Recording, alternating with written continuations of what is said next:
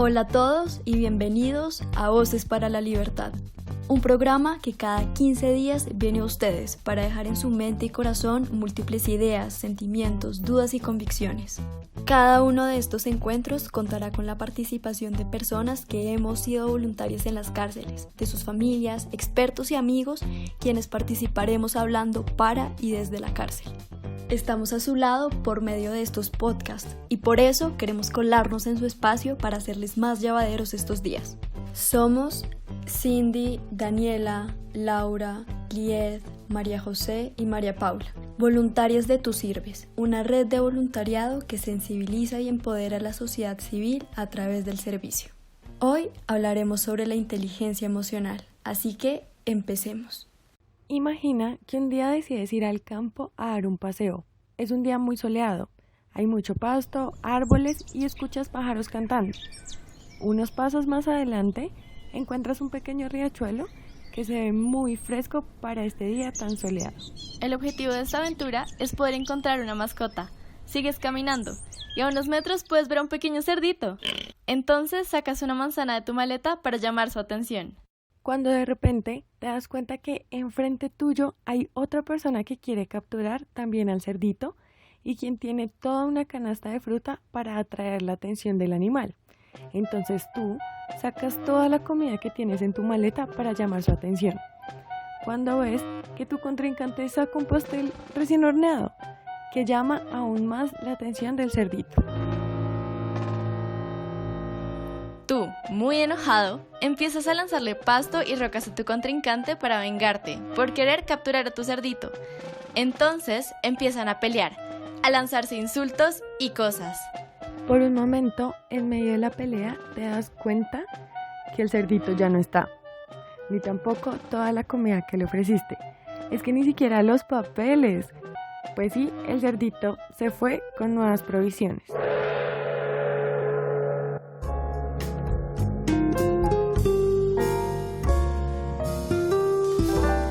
Esta historia me hace cuestionarme por qué siempre dejamos de lado la parte emocional. A mí me enseñaron que la lógica era la clave para poder ser exitoso, pero de las emociones, nada.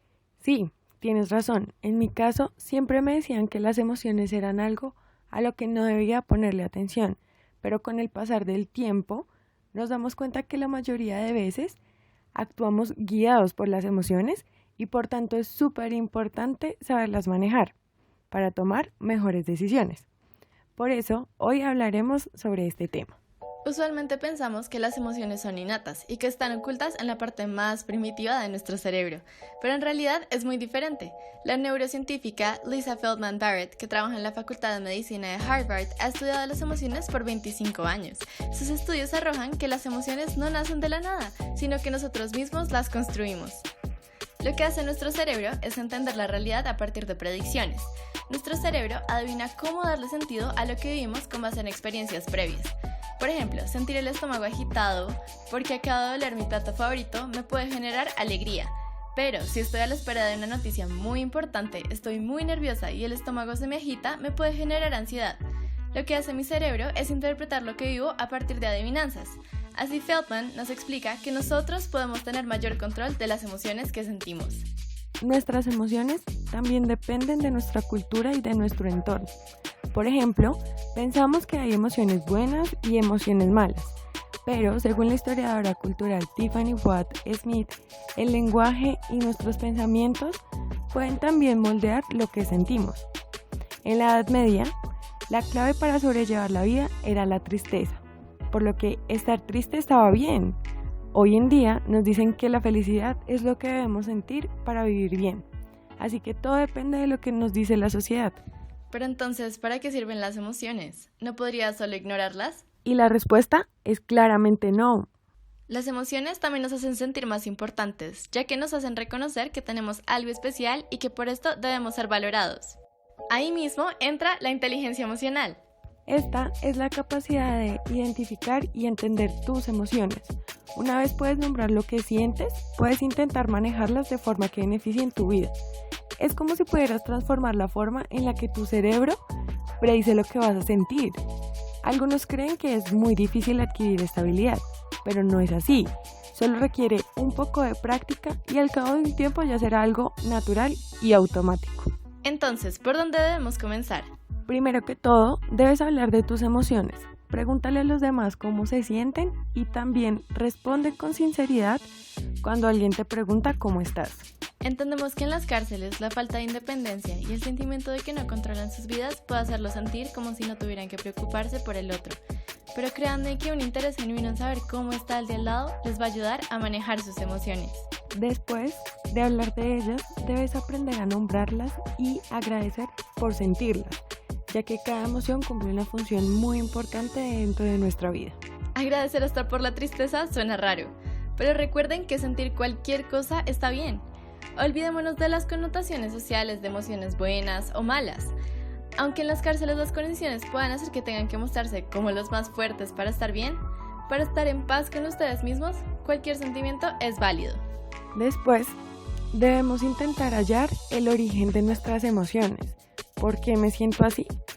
Y para acompañar este proceso podemos escribir o meditar.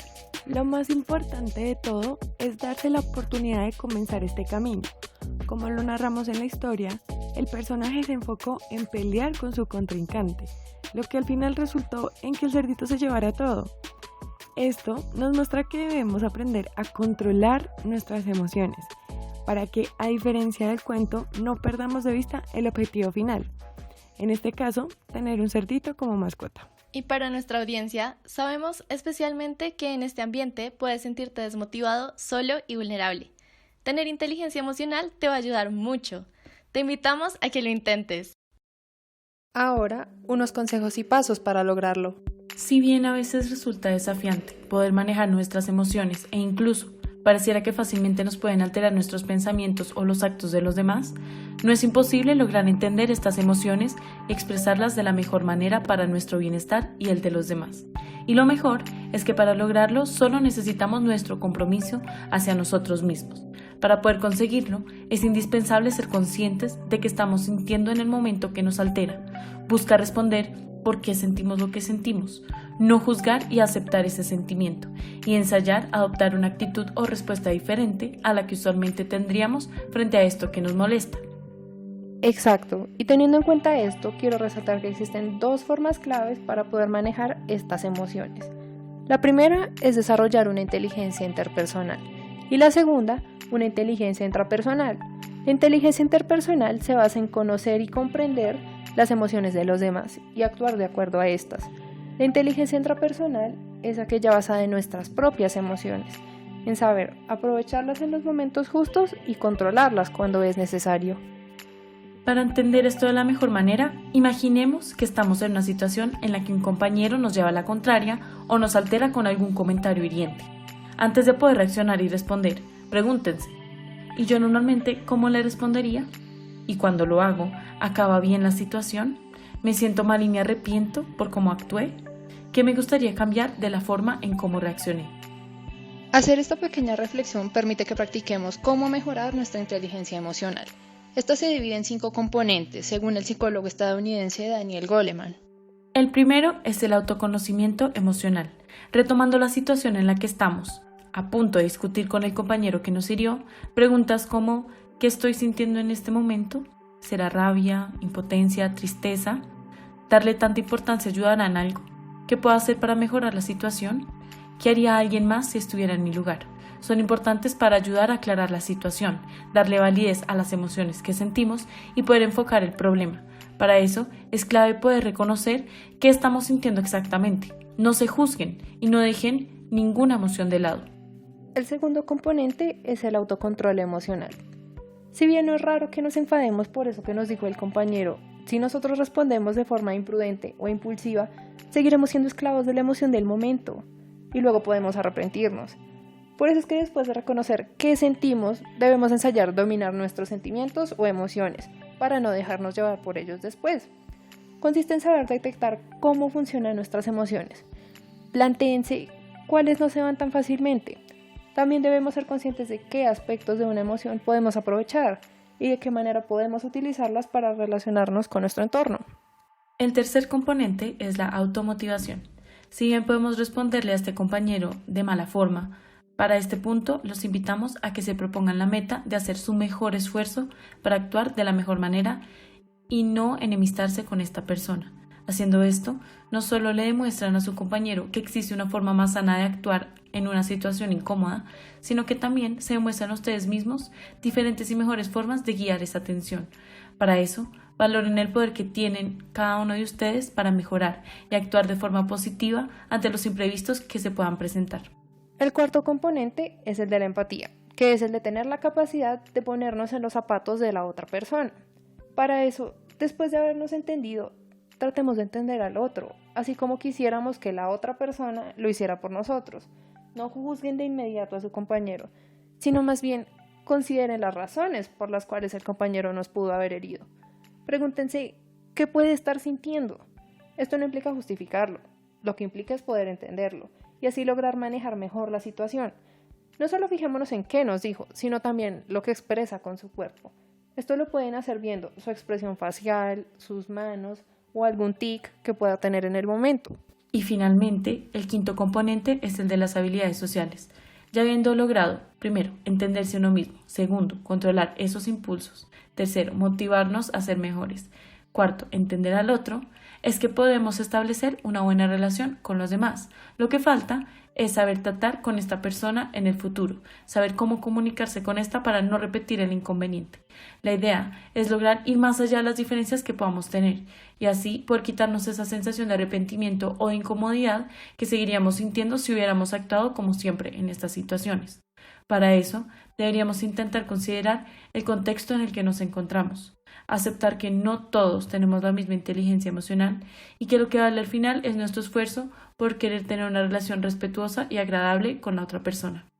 Es así que, gracias a la inteligencia emocional, personalmente vamos a crecer y tener nuevas oportunidades que, tal vez, antes no creíamos posibles.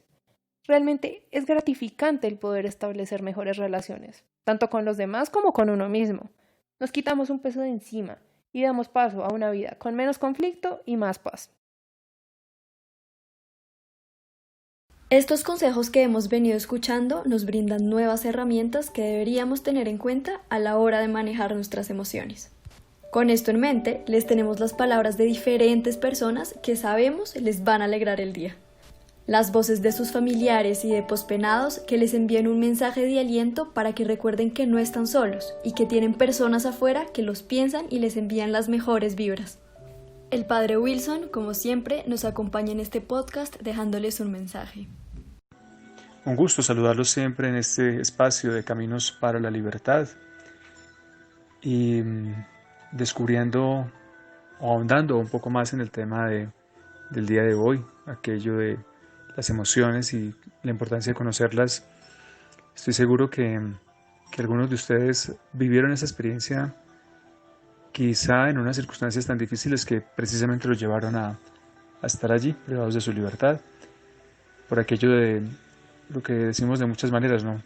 Perder el control, no contar hasta 3, ser, como dice mucha gente, muy primarios para actuar, para proceder. Entonces nos dejamos llevar por lo que sea, nos dejamos llevar por la ira, nos dejamos llevar por un momento de desesperación y eso nos lleva pues a cometer errores en la vida. Por eso es tan importante esto de conocerse y conocerse desde saber identificar en el debido momento las emociones, aquello que nos marca la vida. Invitarlos a que de la mano de Dios aprendamos a identificar esas emociones de cada día, aprendamos a reconocer las fortalezas que cada uno tiene. Recuerden cada día que las emociones no son ni buenas ni malas. No lo son, no se puede tener un juicio de valor sobre lo que yo siento, sobre lo que cada persona siente. Pero sí soy responsable del manejo que yo haga de las mismas. Pídanle al Señor que les dé esa luz, ese discernimiento para conocerse a sí mismos desde ese ser emocional. Dios los bendiga y los guarde. Contamos también con la participación de un hombre pospenado que estuvo recluido en La Picota. Yo tuve una experiencia muy difícil, muy fuerte. A ver, dentro de lo que puedo decirles, yo fui adicto al alcohol y a la droga, al bazuco, Por circunstancias de adicción llegué a vivir en la calle, ser indigente. Y siendo indigente, me cogieron saliendo del cartucho con 3 libras de marihuana. Por ese delito me condenaron a 4 años de cárcel, tuve domiciliaria. En el año 2012, cuando me salí, fui a hacer la visita para Semana Santa, el Jueves Santo, a las iglesias. Entonces fui a las de Chapinero y saliendo de la iglesia de Santa Teresita en la 45 con 17, me paró un intendente de la policía para solicitar documentos, una rutina normal. Pero como tenía orden de captura ese día me llevaron. Me entraron al patio 3 de la cárcel La Picota. Para mí yo llevaba 2 años y medio sin consumir, eso fue algo muy fuerte, fue una situación bastante fuerte que yo experimenté porque yo entrar a ese hall, al pasillo, sentir el olor a bazuco, a marihuana, el olor del sudor, los olores fuertes, pero sobre todo ese ambiente degradante. Fue bastante fuerte para mí. Cuando yo ya logro acomodarme, doblar y toda esa cuestión, me preguntaron cuando me recibieron que qué consumía, y yo no estoy consumiendo, yo no consumo nada. Y al lado estaba fumándose uno un bareto, y al otro lado, al frente mío, estaba el otro fumando un pipazo, y del lado izquierdo estaba fumándose un cigarrillo, creo que era normal, algo así, o un pistolo, no me acuerdo bien. En ese momento, un momento en que yo me derroté totalmente, y llegué, y yo me entregué a mi Señor Jesucristo y le dije que yo me entregaba a Él, que no tenía fuerzas, que yo no podía más, yo no podía luchar, que yo admitía y sabía que había cometido un error y sabía que tenía que enmendarlo, pero que no era fuerte y no era capaz de hacerlo. A los 22 días me trasladaron a mí de patio, me sacaron del patio 3, me llevaron al patio 6, pasillo 2, celda 19, con camarote. Ya no estaba ahí yo en la calle, tenía camarote.